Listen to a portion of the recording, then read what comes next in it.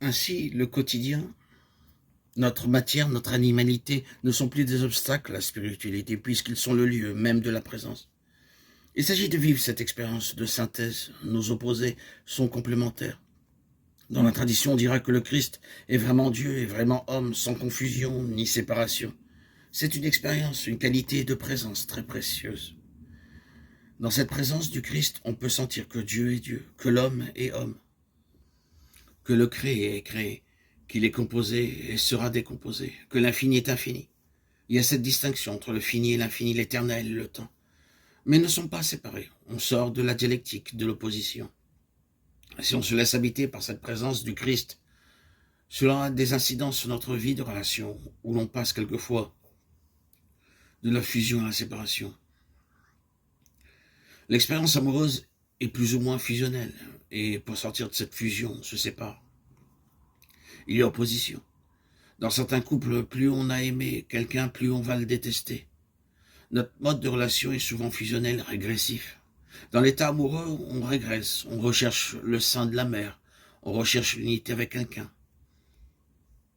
Cette unité que l'on a connue dans l'utérus, ou bien on est dans l'opposition, la séparation. Or, le monde de la relation de l'amour est le monde de l'alliance. La présence d'un esprit d'alliance, d'une qualité d'amour qui serait celle de l'alliance. Ce n'est ni la fusion, ni la séparation. C'est la relation. On s'approche alors du noyau de la présence dans ce qu'il a de plus ineffable. On ne peut en parler qu'en paradoxe. Quand on dit que le Christ est à la fois vraiment Dieu et vraiment homme, sans confusion ni séparation, on ne sait toujours pas ce qu'il est.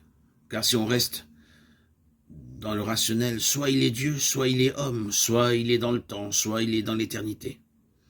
En outre, ici, dans la vérité paradoxale de l'être humain, nous ne sommes pas loin des expériences de synchronicité dont nous parle Jung, où l'intérieur ne s'oppose plus à l'extérieur, où l'esprit, la conscience et les événements ne sont pas opposés. On n'oppose plus le divin et l'humain, la matière et l'esprit. Faire la cuisine, être avec des amis devient aussi spirituel que d'être sur un coussin de méditation. On sort de l'opposition, on sort aussi du mélange. Quand je suis sur mon coussin de méditation, je ne suis pas en train de faire la cuisine, c'est différent. Je pense à ce que disait Michel Cazenave. Je pense faire l'amour, c'est comme célébrer la messe.